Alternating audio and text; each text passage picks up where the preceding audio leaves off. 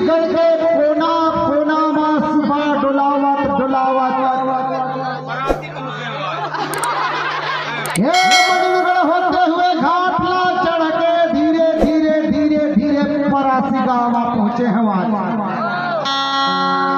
परासी गाँव में अपन अखरा ला बांधा थो, यही मोर डेरा ला जमावा थो। सुमरणी मैया माता सरस्वती उदाये चले आगे माता जय हो बुंदेली खेड़ी बड़ी बत्ती के माले अल्लाह माड़ा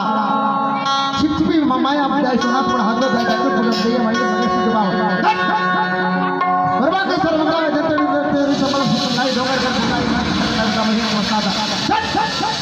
हमारा कर बता मैया के मसादा खोपा खोपा दाई चल आता चल भक्त गुरु भगवान गुरु राज गुरु धन गुरु धरते गुरु काम महादेव गुरु सोन गुरु गांव के भगवान गुरु चल मोर सुपा पया सुपा में आके बैठ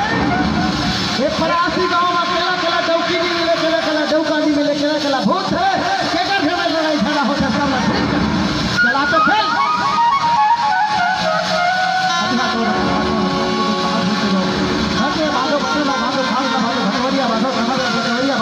कलिका बांधो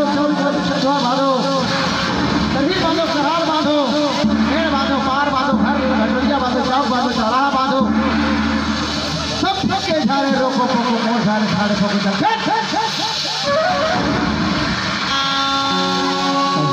सुमरणी मैया माता सरस्वती उदाई कंठे भी राजो मैया हृदय भी राजो दाई कंडा सारा मैया